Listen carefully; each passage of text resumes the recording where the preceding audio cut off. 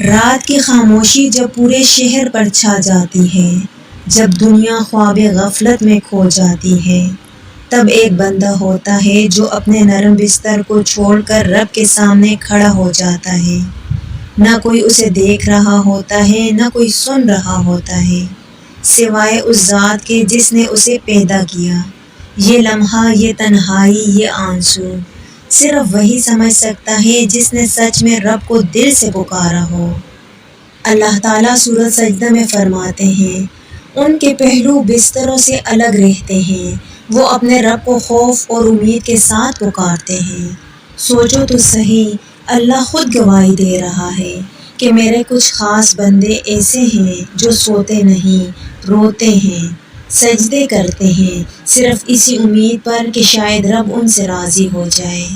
سورہ مزمل میں ہے، رات کو کھڑے رہا کرو، آدھی رات یا کچھ کم یا کچھ زیادہ۔ یہ وہی حکم ہے جو سب سے پہلے نازل ہوا۔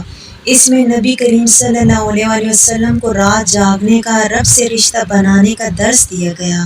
کبھی سوچا ہے وہ نبی جس کے اگلے پچھلے گناہ معاف تھے، وہ ساری رات تہجد میں کیوں گزارتے تھے؟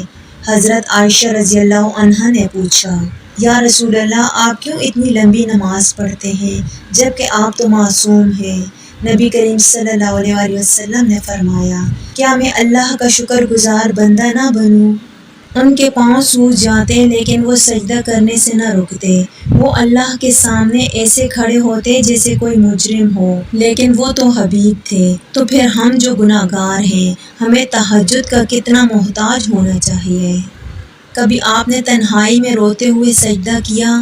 نہیں کیا تو کیجیے گا۔ اس لمحے جو سکون، جو گرمی، جو لذت اور جو کرب آپ کو ملے گا، وہ پوری دنیا کی لذتوں سے بڑھ کر ہوگا۔ یہ وہ لمحہ ہے جب رب خود آسمان دنیا پر نزول فرماتا ہے اور پکار پکار کر کہتا ہے، کون ہے جو مانگے میں اسے عطا کروں، کون ہے جو مجھ سے مغفرت چاہے میں اسے معاف کر دوں۔ اللہ کیا رحمت ہے تیری۔ حضرت عمر بن عبدالعزیز رضی اللہ عنہ رات کو تہجد میں اتنا روتے کہ زمین بھی بھیگ جاتی۔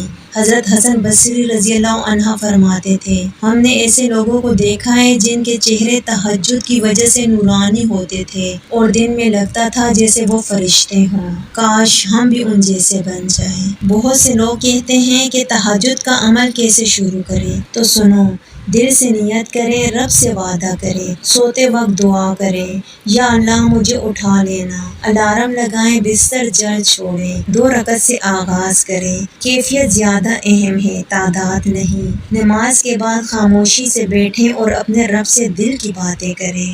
اللہ سے باتیں کریں، کہیں یا اللہ سب مجھے بھول جائیں پر تو نہ بھولنا۔ میری تنہائیاں، میری کمزوریاں، میری ٹوٹ پھوٹ سب تیرے سامنے ہے، یا رب بس تو قبول کر لے، تیرے سوا کوئی نہیں۔ اگر دنیا کا سب کچھ مل جائے لیکن رب نہ ملے تو سب کچھ خالی ہے، لیکن اگر ساری دنیا چھن جائے اور رات کے اندھیرے میں رب مل جائے تو بندہ کامیاب ہے۔ تہجد وہ خزانہ ہے جو دل کو زندہ کر دیتا ہے۔ یا اللہ ہمیں راتوں کو تیری یاد میں رونے والا بنا دے۔ یا اللہ پاک، ہماری غفلت، ہماری سستی، ہمارے گناہ معاف فرما۔ یا رب کریم، ہمیں ان خوش نصیبوں میں شامل فرما جن کے سجدے تیرے عرش کو ہلا دیتے ہیں۔ ہمیں مخلص، رونے والا، جھکنے والا اور تجھ سے لو لگانے والا بندہ بنا دے۔